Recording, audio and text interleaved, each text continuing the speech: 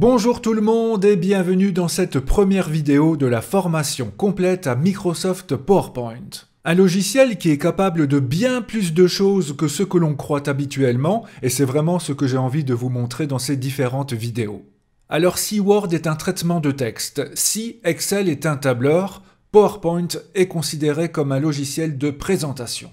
Et voici quelques exemples de ce en quoi il pourrait nous être utile, notamment pour les supports visuels. Vous avez déjà certainement suivi des conférences, des exposés, des formations avec un PowerPoint en fond d'écran, mais je vous montrerai comment améliorer tout cela et rendre le tout plus attractif pour le public. Notamment grâce aux animations, vous pouvez faire défiler du texte comme vous le voyez ici, mais nous verrons aussi comment animer de plein de façons différentes tous les objets possibles.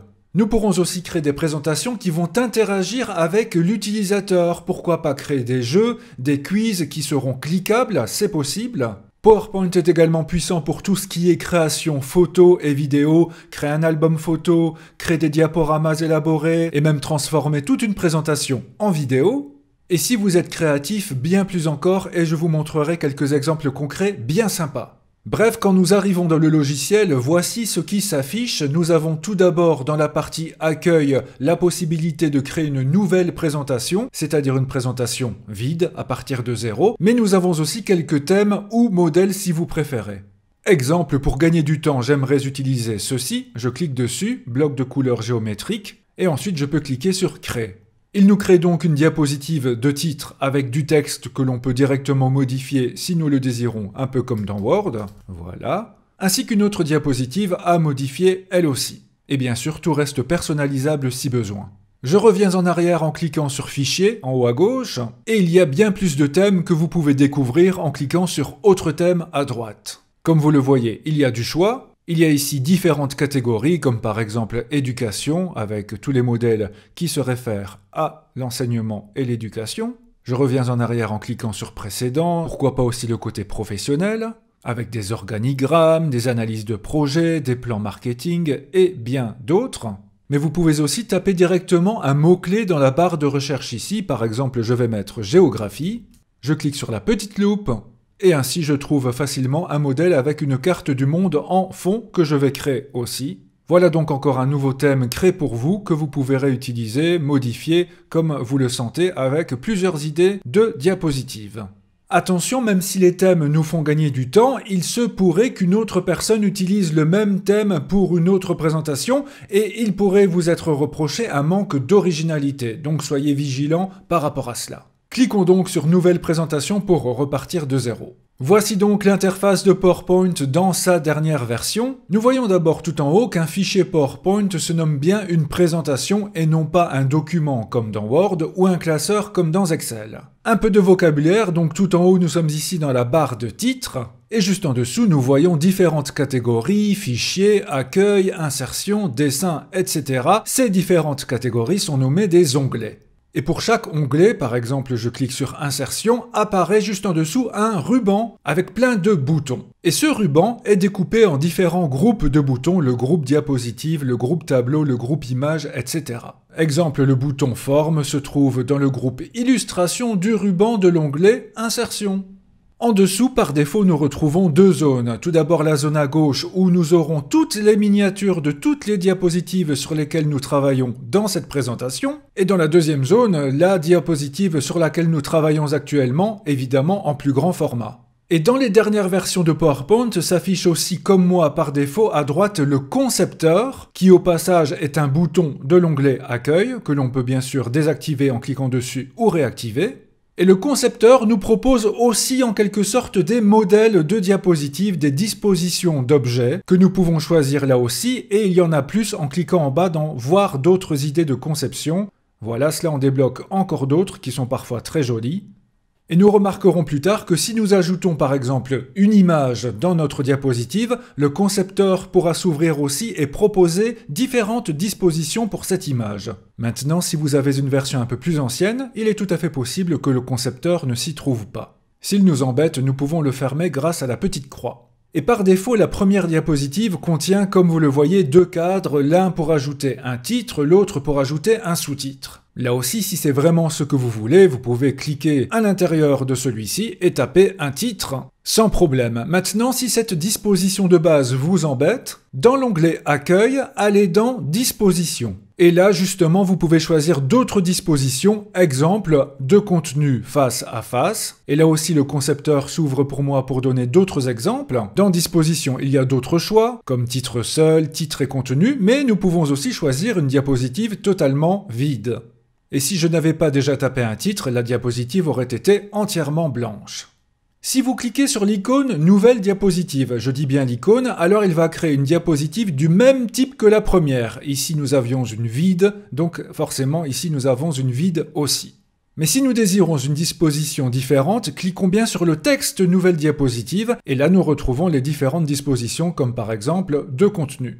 Nous avons aussi le gros bouton « Réutiliser des diapositives » pour aller récupérer des diapositives déjà créées dans un autre PowerPoint.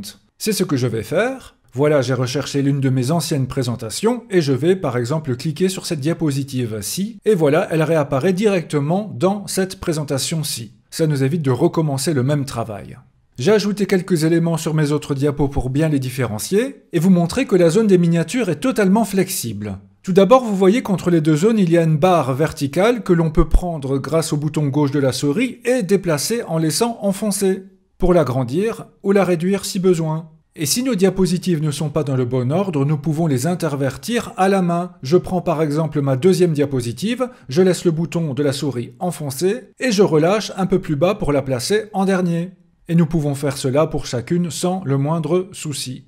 Et si nous cliquons avec le bouton droit de la souris sur l'une des diapositives, plein de choix, notamment créer une nouvelle diapositive juste après. Voilà, elle s'est placée après la troisième.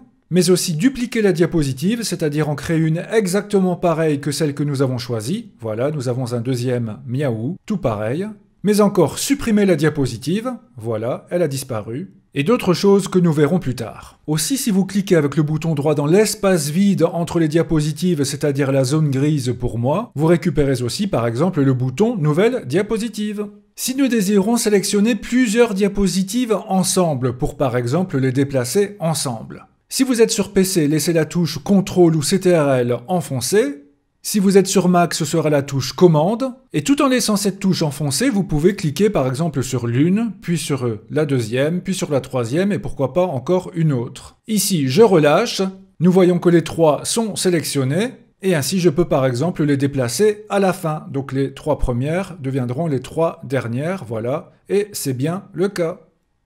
J'ai réduit un peu ma zone. Pour vous montrer l'utilité des deux premiers boutons de l'onglet Accueil, c'est le bouton Annuler et Rétablir. Annuler permet tout simplement d'annuler la dernière action si nous cliquons dessus. Ici, cela va donc annuler le déplacement des trois diapositives. Je clique dessus et voilà, elles reviennent au début. Et en cliquant sur la petite flèche à côté d'annuler, là nous pouvons annuler plusieurs actions récentes. Mais si finalement je me dis « Ah non, je n'aurais pas dû annuler », alors je peux cliquer sur « Rétablir » et cela remettra les trois diapositives à leur place comme c'était le cas. Et si vous ne vous trouvez pas dans Accueil à ce moment-là, il y a aussi des raccourcis clavier qui permettent de faire la même chose. Pour annuler, laissez la touche CTRL sur PC ou Commande sur Mac et appuyez ensuite sur la touche Z. Voilà, cela fonctionne très bien. Pour rétablir, ce sera cette fois-ci CTRL ou commande plus Y. Donc laissez CTRL ou commande enfoncé, appuyez sur Y et cela rétablit. Et petit truc aussi, si vous voulez sélectionner toutes les diapositives d'un coup, peu importe leur nombre, ce sera CTRL ou commande enfoncé et la lettre A. Voilà, tout est sélectionné. Pour par exemple ensuite cliquer avec le bouton droit et mettre supprimer la diapositive, ce qui va, dans mon cas, tout supprimer. Je vais annuler. Pour enregistrer votre travail et ne jamais le perdre, allez alors dans Fichier, ensuite Enregistrer sous, choisissez l'emplacement ou le dossier dans lequel vous voulez le sauvegarder. Dans la petite barre de saisie ici, tapez un nom, je vais l'appeler Exemple, et normalement par défaut cela devrait être une présentation PowerPoint PPTX, c'est ce que je vous conseille de faire. Si ce n'est pas le cas, choisissez-le dans la liste, parce que si vous choisissez cette partie-là, 97, 97, 2003, certaines animations pourraient ne pas s'afficher correctement. Le PPTX est le format le plus récent, et nous verrons dans d'autres vidéos les autres possibilités. Ensuite cliquez sur Enregistrer, et c'est bon. Si les fois suivantes vous désirez l'enregistrer mais en gardant le même nom, alors vous n'aurez plus qu'à cliquer sur la petite disquette, ou comme vous le voyez, le raccourci clavier CTRL enfoncé ou commande si vous êtes sur Mac, et la lettre S pour sauvegarder. Dans les prochaines vidéos de la playlist PowerPoint de cette chaîne, nous aborderons tous les éléments pour créer de jolies présentations. N'hésitez pas à cliquer sur cette playlist pour voir toutes les vidéos déjà disponibles, et pensez à cliquer sur j'aime si vous appréciez ce travail. Un grand merci à vous et à très bientôt!